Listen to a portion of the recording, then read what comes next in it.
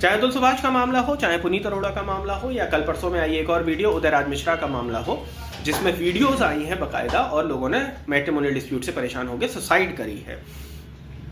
नमस्कार दोस्तों, मेरा नाम डॉक्टर निखिल शर्मा है और आज के वीडियो में हम बात करेंगे कि क्यों इन मैट्रिमोनियल डिस्प्यूट्स की वजह से इतने ज़्यादा सुसाइड के केसेस बढ़ रहे हैं।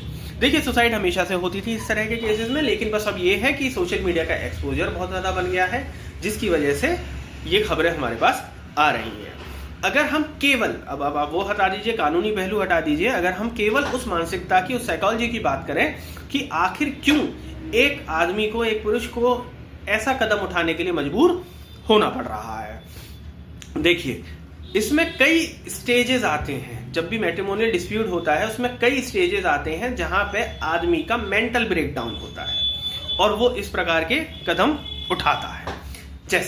जैसे आपका कोई भी डिस्प्यूट शुरू हुआ, XYZ कोई भी वजह रही, आपकी पत्नी ने आपके ऊपर सारे वो जो मैट्रिमोनियल वाला पैकेज होता है 490 डे 85 BNS, वो पूरा पैकेज आपके मुंह पे थोप दिया। पहला जहां पे जब ब्रेकडाउन होता है, पहला ब्रेकडाउन ये है, जब आप उस FIR को पढ़ते हैं तो आपको लगता है कि साहब मेरे माँ बाप का भी नाम है, मेरे भाई बहनों का, और सबको वो पूरा बना दिया जाता है ना। अब हमारा दिमाग किस तरीके से काम करता है? अब हमारा दिमाग इस तरीके से काम करता है क्योंकि हमारे दिमाग में जो एक इंफॉर्मेशन फीड है वो ये है कि साहब दहेज के मुकदमे में तो पूरा घर बंद जाता है, सब जेल चले जाते हैं। देखिए, पहली बात, इस बात को दिमाग से निकाल दीजिए। और इसी भ्रांति का फायदा उठाते हुए लड़की पक्ष भी आपके ऊपर ये मुकदमे लगा रहा है और कहीं ना कहीं कानून व्यवस्था भी आपका इसी बात को लेके फाइनेंशियली भी हैरेसमेंट कर रही है और मेंटली भी हैरेसमेंट कर रही है। देखिए, एक बात आप बिल्कुल अपने दिमाग में बिठा लीजिए कि हिंदुस्तानी कानून जहां पर एक प्रथम दृष्टया कोई अपराध नहीं हुआ है, पूरा का पूरा कानून एविडेंस बेस्ड है। आपको हर एक चीज, जैसे एक फेमस डायलॉग है ना कि अदालत सबूत मांगती है, हर एक चीज एविडेंस बेस्ड है। कुछ मुकदमे ऐसे हैं जैसे जो कि केवल एक महिला के बोलने पे कि साहब हाँ मुझे मारा पीटा, मेरे को दहेज मांगा, ये सब लिखवा दिए जाते हैं अंत में, लेकिन उसमें एविडेंस है। तो पहला जो ब्रेकडाउन है हमारा इसी लेवल पर हो जाता है जब हमने FIR देखी, वहां पे ये गलत कदम उठाए जाते हैं। दूसरा ब्रेकडाउन, ठीक है साहब, ये वाला आपका फेस चला गया, आपकी चार्जशीट वगैरह जमा हो गई और आपके कोर्ट कचहरी के केस चलने लग गए।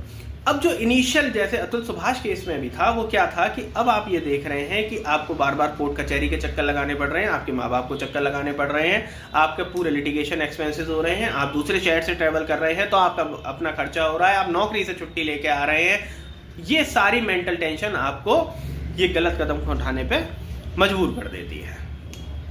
तीसरा, जब जैसे डॉक्टर दीपांशु शर्मा वाला जो केस था हमारे पास, उसमें क्या होता है कि आप इतने मजबूत थे कि आप उन 2 फेज से निकल गए।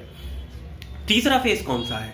तीसरा फेज ये है कि आप अब ये बात देख रहे हैं कि आप केवल कोर्ट में जा रहे हैं, वहां जाते हैं, वकील साहब को फीस देते हैं और वकील साहब आपको एक तारीख ला के दे देते हैं। और ये मैं दोनों पक्षों के लिए है, ये लड़की पक्ष के लिए भी बात है, लड़के पक्ष के लिए भी बात है।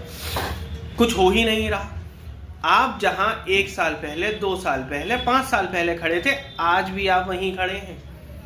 कोई मुकदमा कुछ नहीं हुआ, किसी को जेल नहीं हुई, किसी को फांसी नहीं हुई, केवल आपको तारीखें मिली।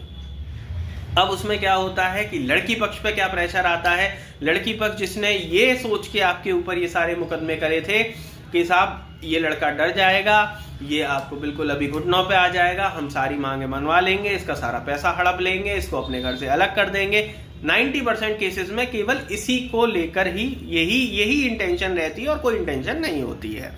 अब उनको भी ये बात दिखाई दे रही है कि साहब ये तो चीजें खड़ी हो गई, उम्र आपकी बीती चली जा रही है ना, समय आपका निकले चला जा रहा है, कोर्ट कचहरी में समय बहुत तेजी से निकलता है। दूसरी तरफ लड़का किस लिए परेशान है कि साहब मेरी भी जिंदगी वहीं की वहीं खड़ी हो गई, न आगे जा रही है न पीछे जा रही है, मैं घर लौट के आता हूँ, मेरे माँ बाप परेशान है, ना मैं जिंदगी को आगे बढ़ा पा रहा हूँ, है ना, मैं जो अपने कैरियर में आगे बढ़ना चाहता था, मैं अपनी पर्सनल लाइफ में आगे बढ़ना चाहता था, मैं वहीं का वहीं खड़ा हो गया हूँ। तो जो तीसरा ब्रेकडाउन है वो वहां पर आता है।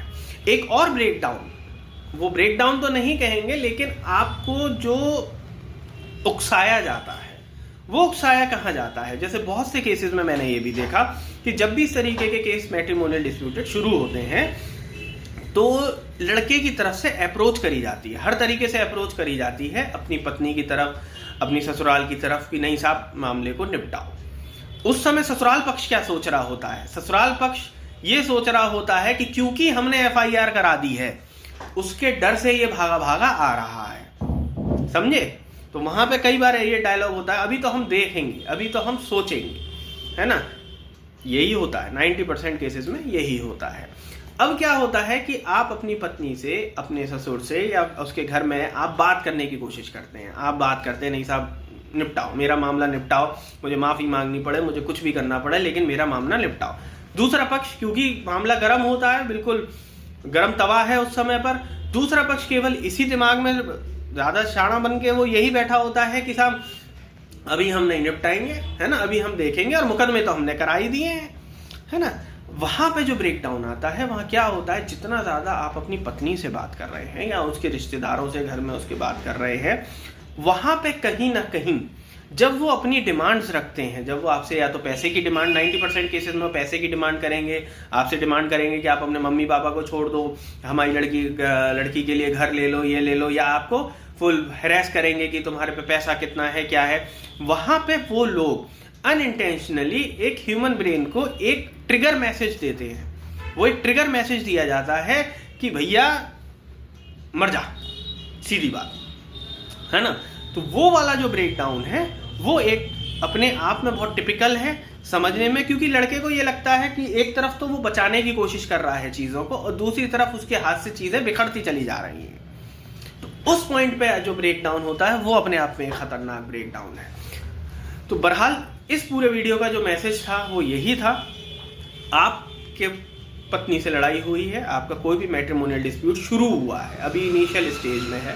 पहला काम मेरे कहने से, अभी शुरुआत जब होती है अपने को क्या लगता है, नहीं आ जाएगी अभी अपने, जैसे ही आपकी पत्नी ने, चाहे आप उससे कितना प्यार करते हो, चाहे वो कितनी अच्छी हो, अगर उसने आपकी घर की दहलीज के आगे पैर रख दिया है, उसके पैर रखते ही आपको सबसे पहले जाना है कोर्ट में, वकील साहब से मिलना है और डिवोर्स फाइल करना है।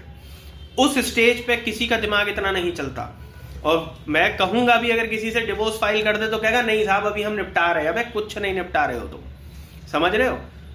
तुरंत जाके आप डिवोर्स फाइल कर दें, क्योंकि अगला जो स्टेप है आपके ऊपर फिर वही फोन 90 डे का पैकेज आने वाला है, वो आप झेल नहीं पाएंगे। तुरंत जाके आप डिवोर्स लें ना लें, आपकी बात एमिकेबली सॉल्व हो जाए, उससे अच्छा तो कुछ है ही नहीं, लेकिन सबसे पहला काम आपको डिवोर्स फाइल करना है। आप आने वाली बहुत मुसीबतों से बच जाएंगे।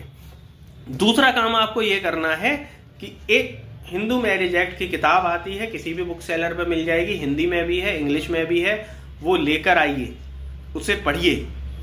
एक बार में समझ में नहीं आएगी, 3-4 बार पढ़िए, किसी अपने यार की दोस्त की मदद लेकर पढ़िए, लेकिन उसमें एक एक बात अंडरलाइन करिए।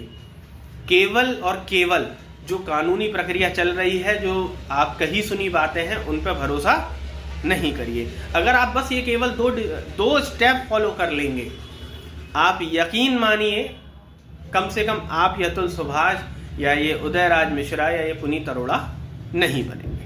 धन्यवाद।